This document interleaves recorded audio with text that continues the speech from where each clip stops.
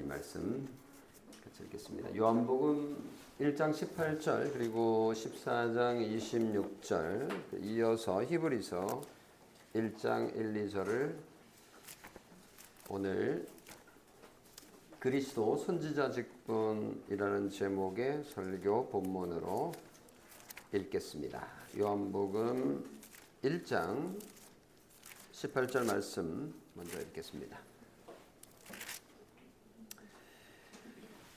본래 하나님을 본 사람이 없으되 아버지 품속에 있는 독생하신 하나님이 나타내셨느니라.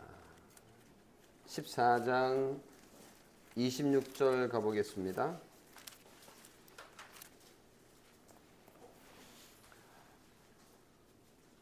보혜사 곧 아버지께서 내 이름으로 보내실 성령 그가 너희에게 모든 것을 가르치고 내가 너희에게 말한 모든 것을 생각나게 하리라.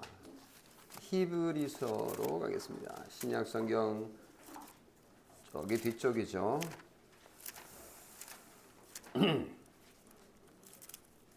네, PPT로 친절하게 띄워주지 않아서 여러분 찾는 아날로그 교회에 오셔서 고생이 많으신데 치매 예방에 더 좋을 겁니다. 히브리서 1장 1, 2절 옛적의 선지자들을 통하여 여러 부분과 여러 모양으로 우리 조상들에게 말씀하신 하나님이 이 모든 날 마지막에는 아들을 통하여 우리에게 말씀하셨으니 이 아들을 만유의 상속자로 세우시고 또 그로 말미암아 모든 세계를 지으셨느니라. 네, 여기까지 읽었습니다. 알다시피 매달 첫 주는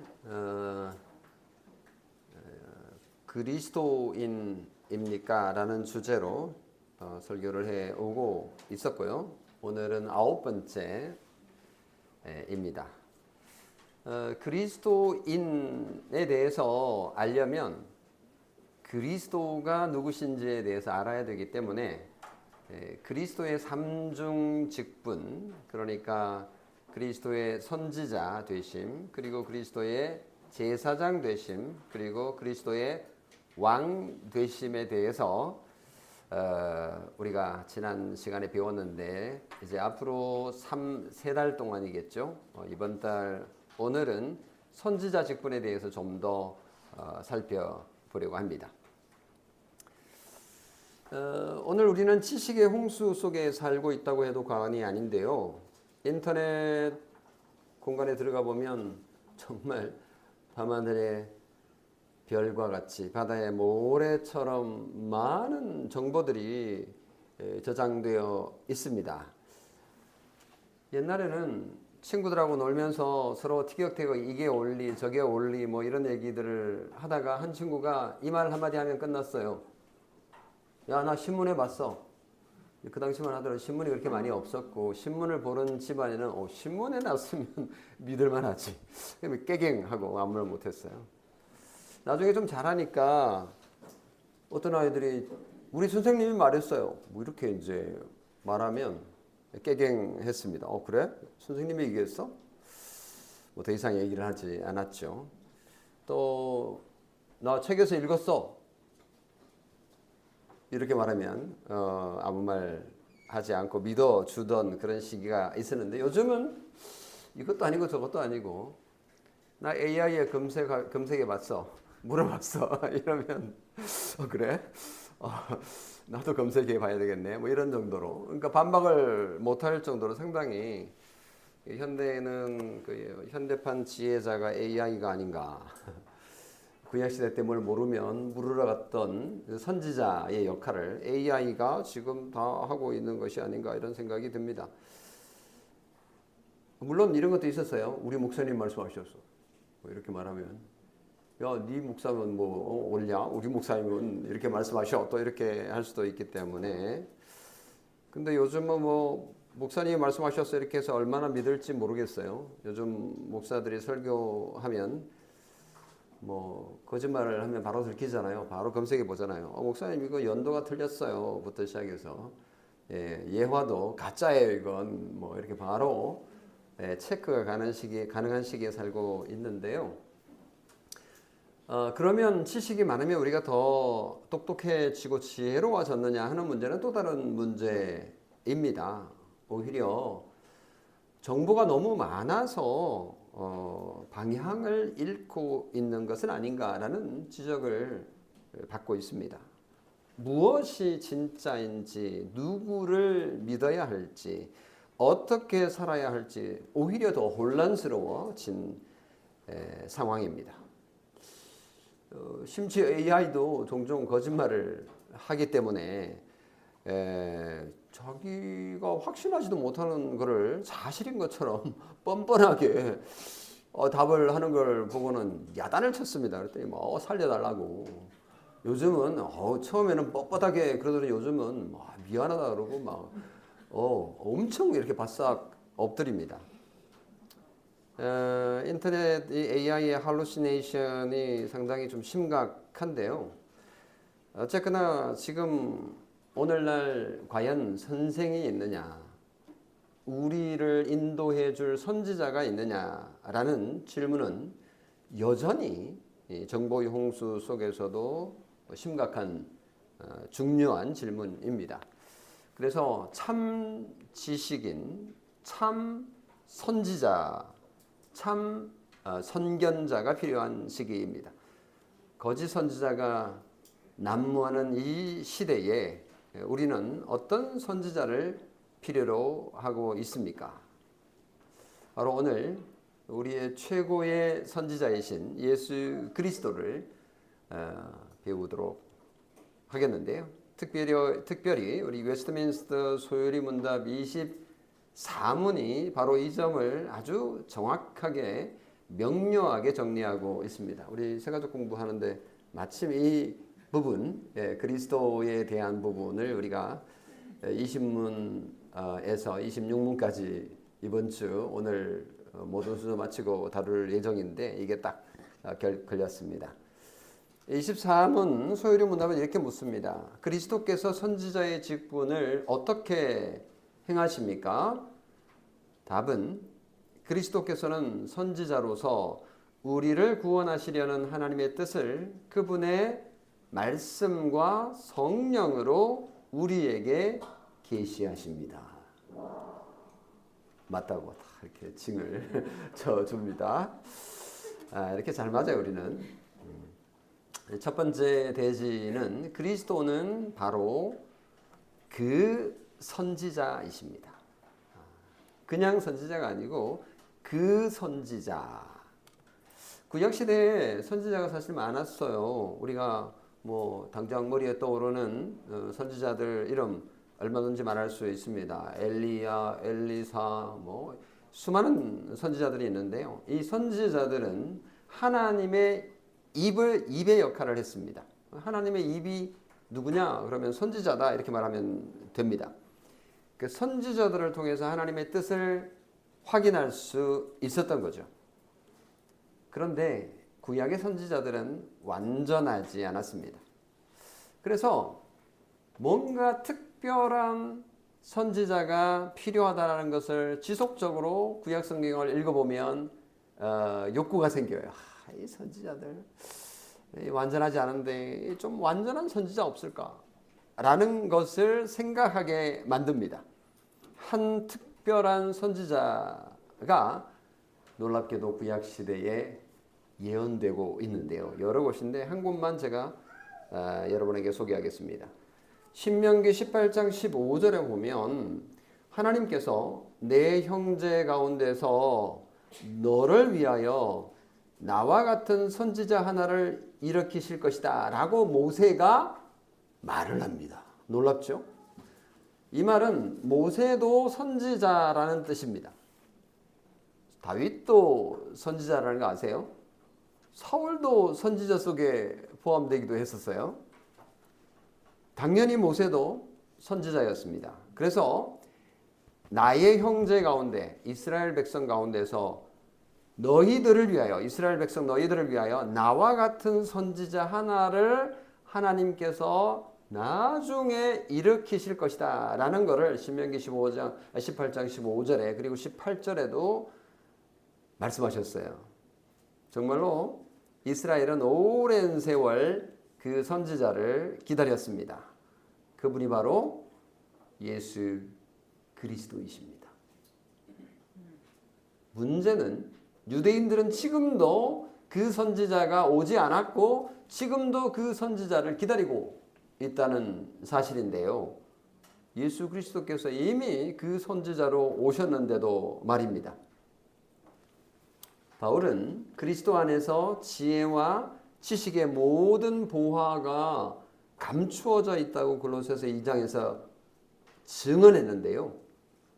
그래서 그리스도는 여러 선지자 중에 한 분 선지자가 아니라 모든 선지자가 가리키던 바로 그 선지자셨던 겁니다. 그래서 에베소서 2장 20절에 보면 너희는 사도들과 선지자들의 터 위에 세우심을 입은 자라. 그리스도 예수께서 친히 모퉁이 돌이 되셨느니라. 이 모퉁이 돌이라는 것은 건물을 지을 때 이렇게 중요한 기초석을 이렇게 쫙 이렇게 기둥을 세우려고 그러면 기초석을 하고 그 위에 기둥을 세우고 또 기둥을 세우고 근데 중요한 기초석에다가 이 건물의 이름을 기록합니다. 이 건물의 이름은 뭐고 언제 세워졌고 이런 중요한 그 소유는 누구이고 라는 것을 적는데 그게 바로 모퉁이 돌입니다. 모퉁이 돌. 그래서 여러 선지자가 있긴 한데 이 모퉁이 돌이 중심이에요. 예수 그리스도께서 친히 모퉁이 돌 선지자가 되신 거죠. 그러니까 건물을 대표하는 이 기초석 모퉁이 돌이 바로 그리스도이십니다. 구약의 선지자들 속에서도 그리스도의 영이 임하셔서 그리스도의 고난과 후에 받으실 영광을 미리 예언하고 있었다라고 베드로전서 1장 11절에 얘기하고 있는 것을 보면 정말 구약의 선지자들이 했던 그 일은 이미 아직 오지 않으신 예수 그리스도께서 그분의 영을 보내서 성령님을 보내셔서 그 선지자들이 하나님에 관한 지식을 이스라엘 백성들에게 알려주고 있었는데 단지 그들은 완전하지 않았으니 완전하신 선지자께서 오시면 그 일을 완전하게 알려주실 것이고 그리고 그리스도께서 십자가에 죽으시고 부활하셔서 하늘나라로 가신 이후에는 예수 그리스도께서 파송하신 사도들이 그 일을 감당하게 되고 지금은 말씀을 전하는 자들을 통해서 그 하나님에 관한 복음을 전해주시고 계시다라는 거죠. 그래서 구약의 선지자, 신약의 사도들 그 중심에 그리스도께서 계시면서 선지자 역할 그 선지자의 역할을 하시고 계십니다. 라고 하는 것이 첫 번째 대지의 내용입니다.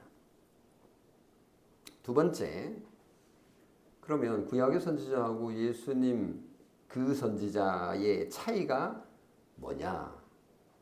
이미 사실은 여러분에게 말씀을 드렸지만 한 번 더 좀 살펴보면 히브리서 1장 1, 2절에 보면 제가 이렇게 읽었죠. 옛적의 선지자들을 통하여 여러 부분과 여러 모양으로 우리 조상들에게 말씀하신 그 하나님이 이 모든 날 마지막에 아들을 통하여 우리에게 말씀하셨느니라. 이렇게 증언하는데요. 그러니까 구약시대 때는 여러 부분과 여러 모양으로 선지자들을 통해서 말씀했다. 우리가 알고 있죠. 근데 이 모든 날 마지막 그러니까 말세에 예수님께서 오시면서 이제 말세가 시작된 거예요. 이 아들을 통하여 말씀하시고 계시기 때문에 예수님 이전과 예수님 이후가 완전히 다른 겁니다. 구약 시대에는 부분적이고 점진적이었다는 것을 우리가 성경을 읽어보면 알 수가 있는데, 예를 들면 모세에게는 율법을 통해서 계시하셨고, 다윗을 통해서는 예를 들면 시편을 통해서 계시하시고, 이사야에게는 종의 노래를 통해서 그리스도를 계시하시고, 또 에스겔을 통해서는 성전 환상을 보여줌으로써 그리스도를 계시하고 계셨습니다. 그런데 이제 각각 다 조각처럼 이렇게 한 부분이고 또 한 모양일 뿐이죠. 아직 완전한 퍼즐이 완성이 되지 않았던 겁니다. 그런데 그 완전한 조각으로 완성하실 그 선지자가 예수 그리스도, 마지막 날에 나타나신 예수 그리스도라는 사실을 말하고 있는 것입니다. 그래서 예수님께서는 그 모든 조각이 필요 없는 건 아니지만 그 조각이 모여가지고 완전한 큰 그림을 완성하시는 분. 그런 관점에서 차이가 엄청 큰데 세 가지로 그 차이를 정리할 수 있어요. 첫 번째는 구약에 계시는 부분적이지만 신약 예수 그리스도를 통한 계시는 완전하다라고 볼 수 있습니다. 구약 시대 때는 선지자들이 자기가 그냥 이렇게 저렇게 뭐 얘기를 하고 끝내는 게 아니라 사실은 하나님께서 이렇게 말씀하셨다라는 말을 반드시 덧붙입니다. 그렇지 않으면 자기의 말이 되잖아요. 그래서 그런 말들이 수없이 많이 등장합니다. 하나님께서 나에게 말씀하시기를 이렇게 이제 말을 하는 장면들이 수없이 많이 나오는데 그 말은 그들은 말씀 자체가 아니고 말씀을 전하는 입에 불과하다라는 것을 보여주는 거죠. 근데 예수 그리스도께서는 다르셨습니다. 예수님께서 오셔서 내가 너희에게 이르노니, 내가 너희에게 말하노니 라고 말씀하셨습니다. 이런 말씀이 계속 나와요. 이 말은 당시 유대인들에게는 충격이었습니다. 선지자들은 반드시 하나님께서 나에게 이렇게 말씀하셨어요, 이렇게 말을 했는데 예수님께서는 내가 너희에게 말하노니 이렇게 말씀하셨으니까요. 누가 하나님의 권위를 빌리지 않고 자신의 권위로 말할 수 있겠습니까? 그렇게 말할 수 있는 분은 하나님의 아들이신 예수 그리스도, 그분 외에는 불가능했던 거죠. 두 번째 차이는 외적인 계시와 내적인 계시의 차이입니다. 구약의 선지자에 대한 말은 선포가 되면 백성들이 듣죠. 그러면 이제 이걸 기록합니다. 뭐 돌판에 기록하거나 또는 두루마기에 기록을 하는 것으로 끝납니다. 그런데 예수 그리스도께서는 선지자로서 외적 말씀에다가 성령을 통하여 우리 마음에 새기시는 분이십니다. 그러니까 구약 선지자는 귀에 들리는 말씀에 그쳤지만 그리스도께서는 마음을 여시는 분이신 거죠. 이 차이가 어떻게 우리에게 적용되는지 조금 이따가 말씀을 드리도록 하겠습니다. 세 번째 차이는 일시적이냐 영원하냐의 차이입니다. 구약의 선지자들은 당연히 다 죽었죠. 엘리야는 안 죽고 살아서 올라가긴 예외의 경우가 있긴 합니다만은, 근데 그들의 사역은 끝이 있었어요. 그렇지만 예수님은 죽음으로 끝나지 않고 부활하고 승천하셔서 지금도 살아계시며 이 선지자의 역할을 하고 계시는데요. 그런 의미에서 하이델베르크 유리문답은 그분을 우리의 최고의 선지자와 교사이시다 이렇게 표현을 하는데 적절한 것 같습니다. 그래서 예수 그리스도의 사역은 지금도 있고 과거에도 있었고 앞으로도 있을 영원하신 선지자이시다라고 말씀드릴 수 있겠습니다. 자, 이제 세 번째 대지로 이제 가서 그리스도께서 선지자의 직분을 그러면 어떻게 행하시고 계시냐? 그것은 말씀과 성령으로 행하십니다. 앞에서 말씀드린 것처럼 외적인 그리고 내적인 계시의 차이, 이게 바로 말씀과 성령이라는 틀로 이제 설명할 수 있는 건데요. 첫 번째, 말씀으로 우리에게 선지자 역할을 하고 계시다. 예수님께서 계시하신 내용이 뭐냐라는 건데, 우리를 구원하시려는 하나님의 뜻, 이게 바로 예수님께서 우리에게 계시하시는 복음입니다. 하이델베르크 요리문답은 조금 다르게 표현했어요. 하나님의 숨겨진 뜻과 경륜이라고 말했습니다. 경륜이라는 말, 이건 뭐 자전거 사이클 뭐 경륜인가 뭐 이렇게 생각하실 것 같아서 간단히 설명을 드리면, 이 경륜이라는 말은 경영한다 경자예요. 그러니까 비즈니스라고 생각을 해도 돼요. 그러니까 하나님께서 매니지먼트 하신다 이렇게 생각하시면 되고요. 그러니까 하나님께서 숨겨진 뜻이 뭔지, 그리고 그 뜻을 어떻게 실행하고 계시는지, 이제 이런 말입니다. 이런 거를 그리스도께서 우리에게 알려주신다라는 뜻입니다. 인간은 죄로 인해서 타락해서 하나님으로부터 멀어졌기 때문에 하나님을 알 수가 없어요. 우리 스스로는.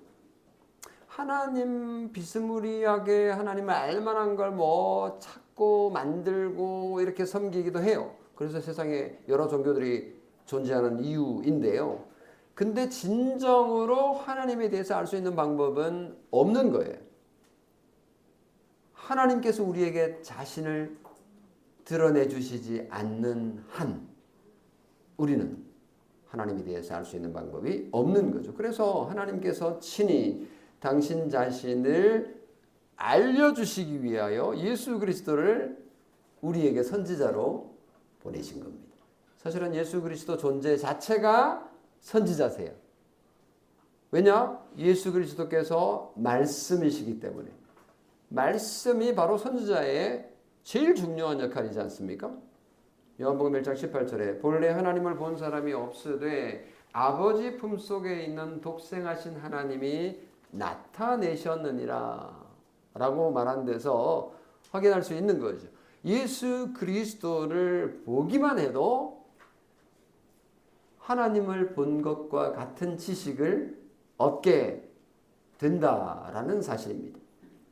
여기 보면 독생하신 하나님이 나타내셨다라는 말은 짱 하고 나타났다 뭐 이런 의미로 들려가지고 좀 충분히 설명이 안 돼서 그 본래 헬라어 단어를 좀 활용을 좀 해보겠습니다.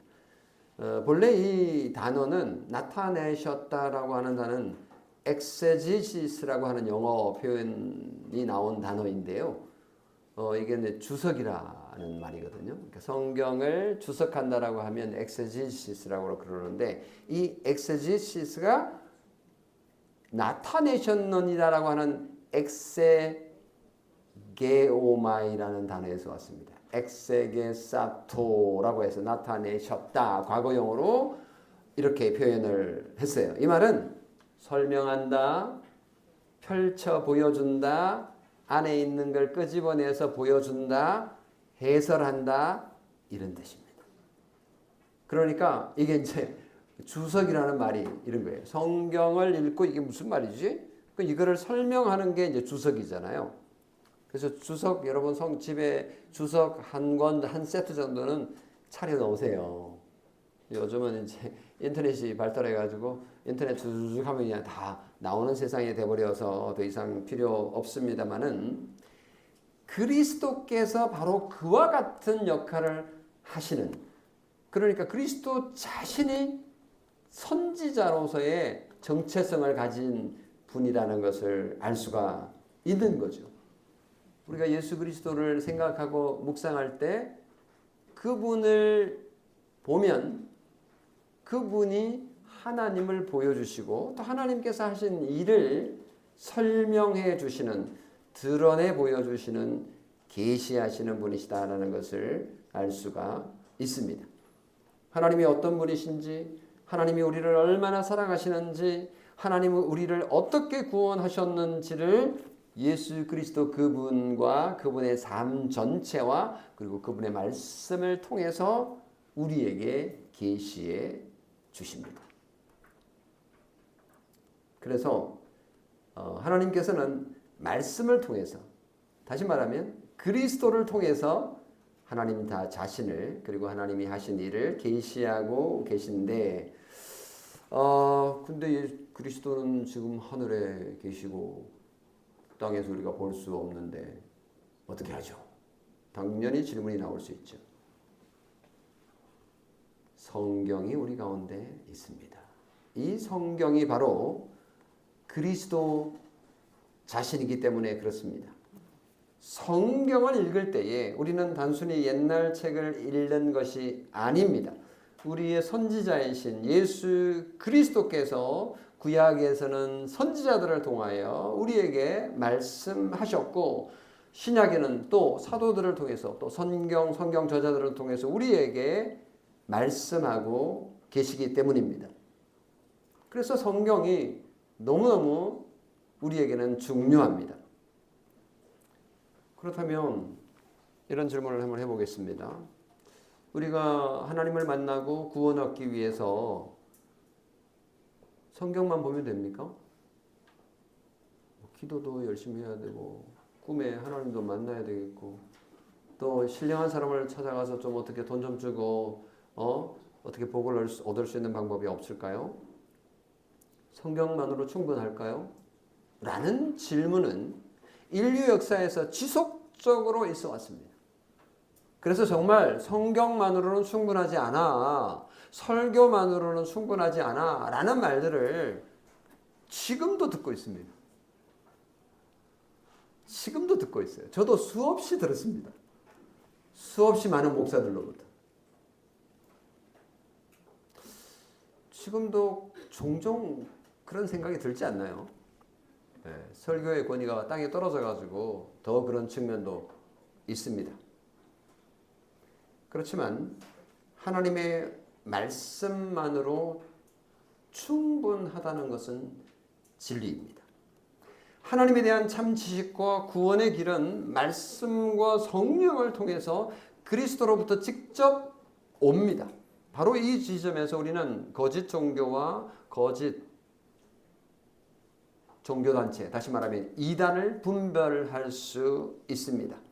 거짓 종교와 이단의 공통적인 특징은 성경에서 무언가를 빼거나 성경에다가 뭔가를 더 플러스하려고 하는 행위입니다.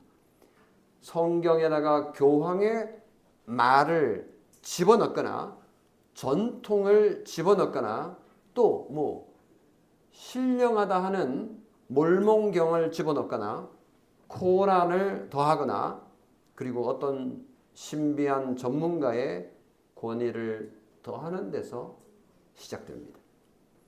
성경만으로는 부족하다라는 말이 모든 거짓 종교의 출발점입니다. 그래서 여러분 잘 살펴들어야 됩니다.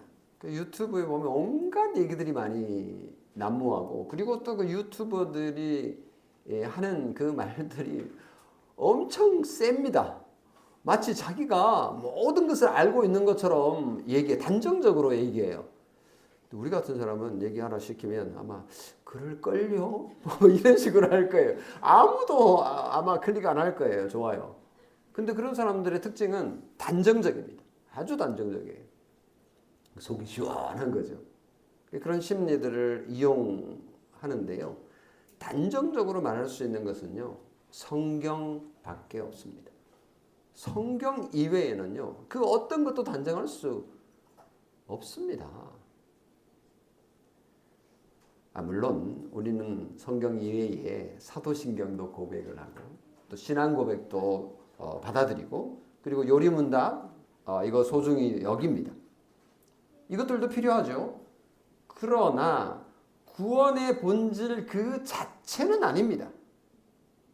성경만이 예수 그리스도 그분 자체이시고 우리에게 구원을 줄 수 있는 유일한 길이라는 사실을 붙잡으시기 바랍니다. 우리가 말씀을 짧은 시간에 전체적으로 효과적으로 배우기 위해서 교리를 약간 우리가 참고하고 도움을 받는 이거는 아주 건강하고 좋습니다.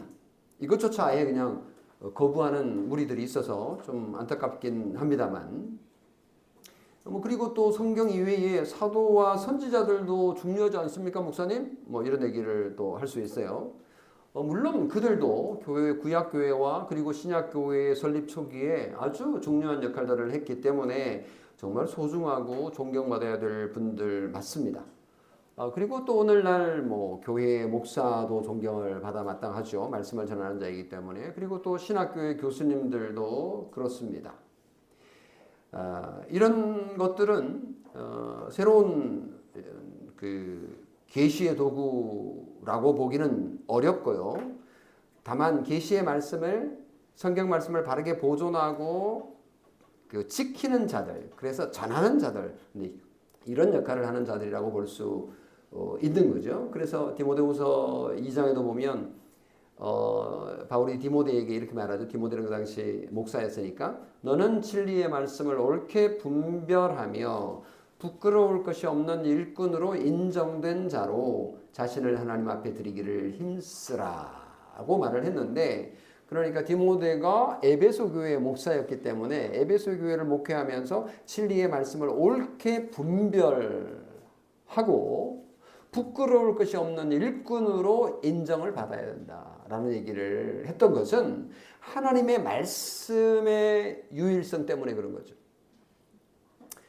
그래서 교회와 목사와 신학교 교수 그리고 말씀을 가르쳐주는 부모의 권위가 중요하지만 조건적이에요. 하나님의 말씀에 일치하는 한 권위가 있는 것이지 잘못된 것을 가르칠 때의 권위는 사라집니다. 그래서 우리는 오직 말씀과 성령만이 우리 구원의 확실한 보증이라는 사실 잊지 마시기 바랍니다. 요한일서 2장 27절에 보면 너희는 주께 받은 바 기름 부음이 너희 안에 거하나니 아무도 너희를 가르칠 필요가 없다라고 말을 했을 정도로 말씀과 성령이 우리에게 얼마나 소중한 기준인지를 보여줍니다. 그런 의미에서 우리가 종교개혁자들의 그 가르침이 얼마나 위대했는지를 알 수가 있습니다. 우리가 왜 다우리교회 오면 종교개혁, 개혁신앙 이런 얘기를 자꾸 하느냐라고 하는데 종교개혁이 한 일 가운데 가장 중요한 것이 성경을 사제의 손에서 일반 성도의 손으로 돌려놓은 것입니다. 그래서 그들이 했던 위대한 일 성경 번역이었어요. 그 위클리프가 영어로 성경을 번역했고 공동생활 형제단들이 자국어로 성경을 번역해가지고 함께 낭독하며 읽었습니다. 그리고 루터는 종교개혁을 시작하면서 독일어로 성경을 번역을 했고 지금도 그 독일 신자들은 루터가 번역한 그 번역본을 유일한 정말 훌륭한 성경으로 읽고 있습니다. 네덜란드에서도 리스펠트라고 하는 성경 번역이 있었고요. 지금도 소중히 여기는 아주 귀한 성경입니다. 말씀이 그래서 모든 성도에게 열리게 된 것은 종교개혁자들을 통해 가능했던 거고요. 그것은 우리의 선지자이신 그리스도께서 모든 성도들에게 이제 말씀하게 되었다라는 것을 증명해 주는 거죠. 성도 여러분, 그런 의미에서 우리는 매일 하나님의 말씀, 성경을 읽어야 되겠습니까? 좀 쉬어가도 되겠습니까?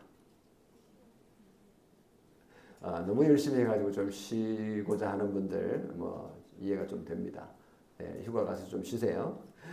근데 너무 오래 쉬고 계신 분들은 어느 순간 쉬고 있잖아요. 그죠? 매일 성경 읽는 거 예수 그리스도를 만나는 길이고 예수 그리스도를 선지자로 믿는 신앙의 행위입니다. 예수 그리스도의 가르침을 받으려면 성경을 읽어야 되지 않겠습니까?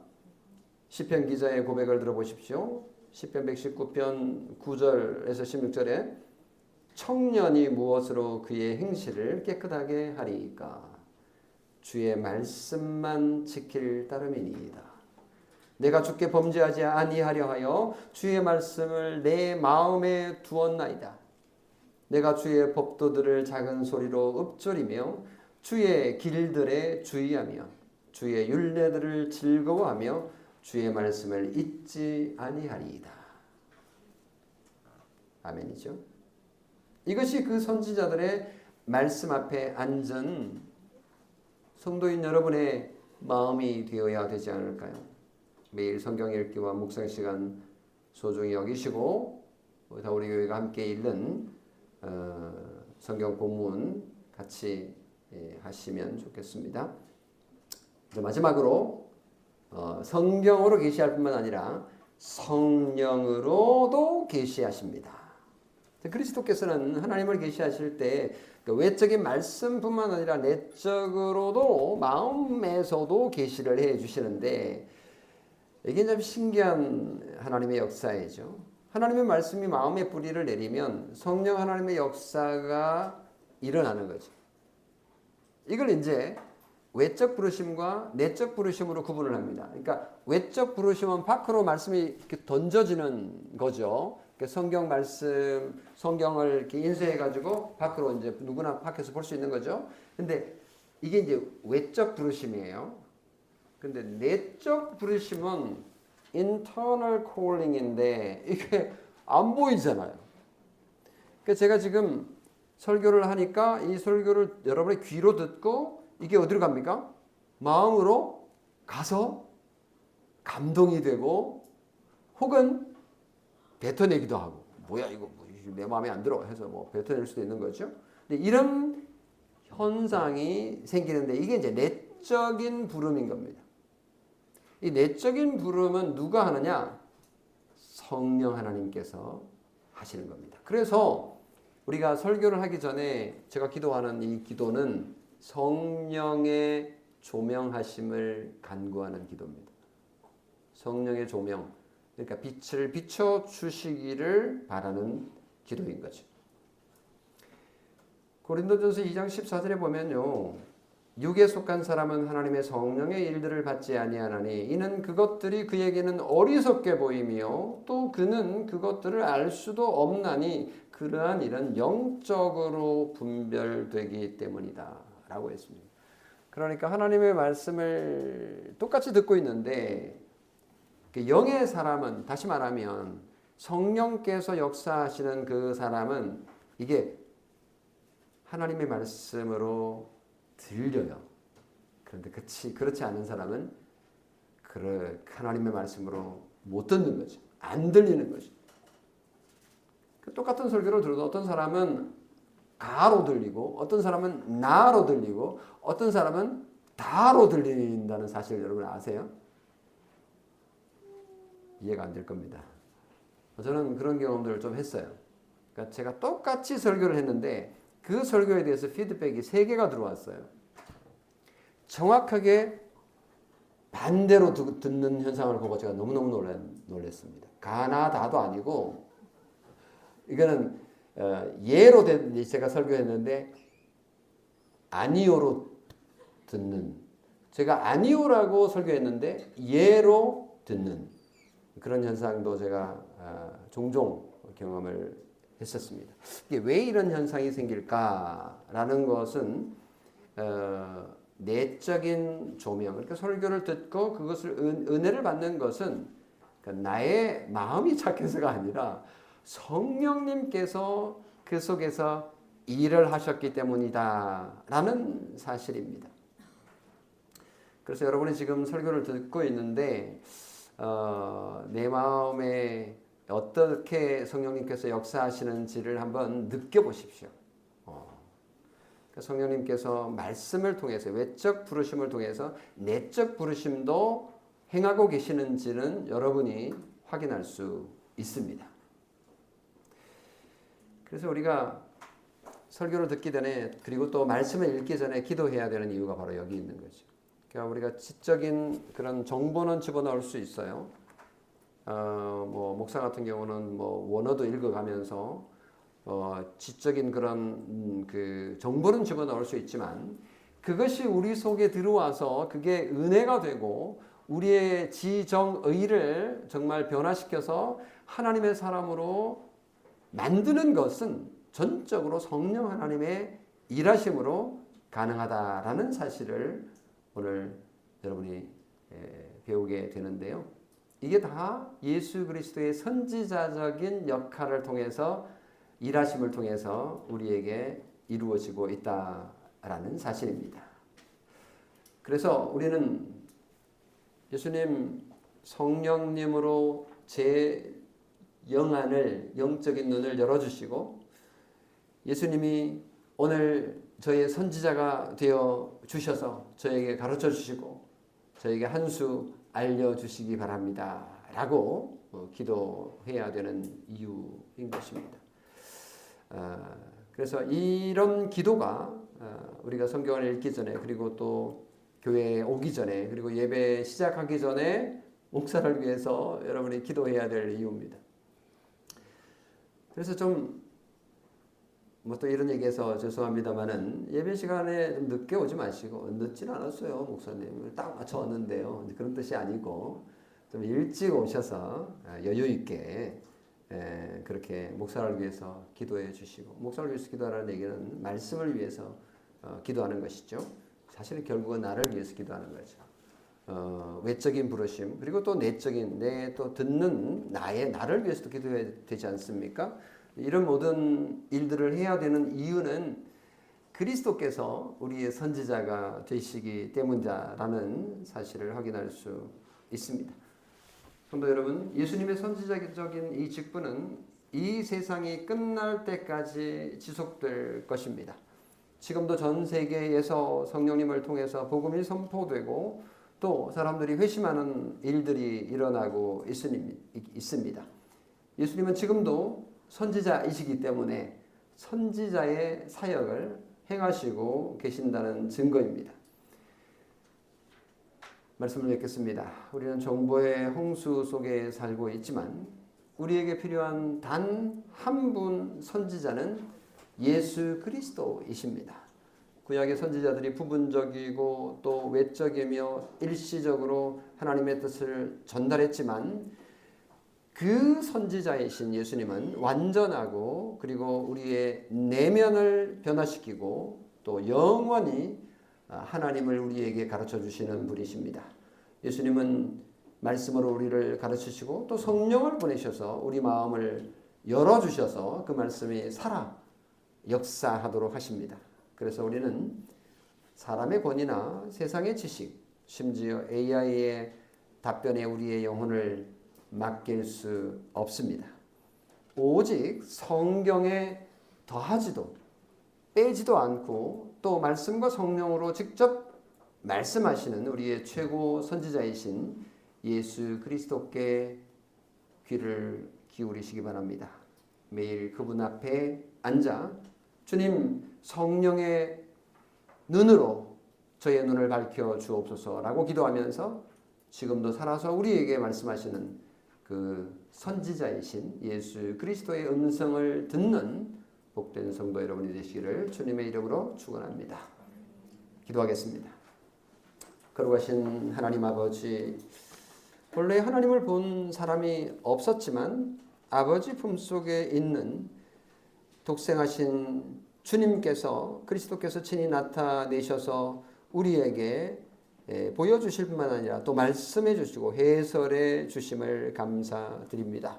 너무나 많은 선생과 거짓 선지자의 시대에 참 선지자 되신 예수 그리스도를 우리에게 보내주셨습니다. 우리의 마음이 죄로 어두워 스스로 주를 발견할 수 없습니다. 성령으로 우리의 눈을 열어주시기를 바라옵나이다. 매일 성경을 펴는 우리의 손길이 아름답게 하시고 살아계신 선지자 예수 그리스도의 음성을 듣는 그 자리가 복되게 하옵소서.